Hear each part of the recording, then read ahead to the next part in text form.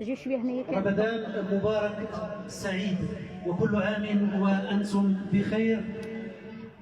يشرفنا كجسم إعلامي بكل توجهاته بهذه المدينة السعيدة أن نقوم بزيارة إلى مركز دفء للإسعاف والإدماج الاجتماعي ومشاركة نزلاء هذا المركز الاجتماعي المبارك في دار خريبكا الكبيرة كما نلقبها دائما، ومشاركتهم إفطارهم زميلي وصديقي أشرف كنيسي. مساء الخير سي عبد الفادي، جد مسرور بالتواجد مع ثلة من الإعلاميين والمراسلين الصحفيين والقيدومين الأساتذة ديون الأجلاء الذين نكن لهم كل احترام والتقدير في هذه الليلة الرمضانية المتميزة، خاصة في البداية ديال هذا الشهر الرمضاني المبارك، أن نجدد وصال التواصل مع مجموعة من الإخوان وخاصة يعني النزلاء هذا المركز مركز ديف. يعني ملي شفنا يعني البهجة والفرحة والسرور على المحيا ديال هاد النزلاء،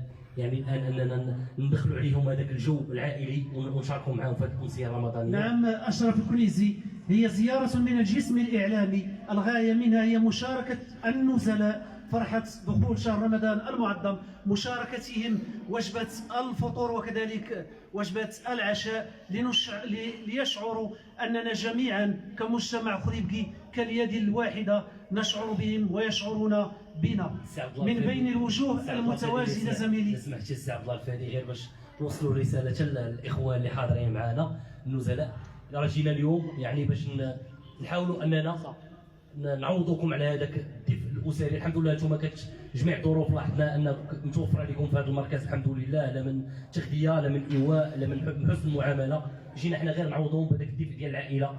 السي عبد الله الفادي اليوم حنا خلينا الاسر ديالنا وجينا فطرنا معاهم يعني في هذا الجو العائلي. شكرا انكم يعني استقبلتونا معكم يعني في هذا المركز هذا، وشكرا على حفاوه هذا المركز هو دار خريبكا الكبيره والدار دارهم ونحن فقط ضيوف كما قلنا.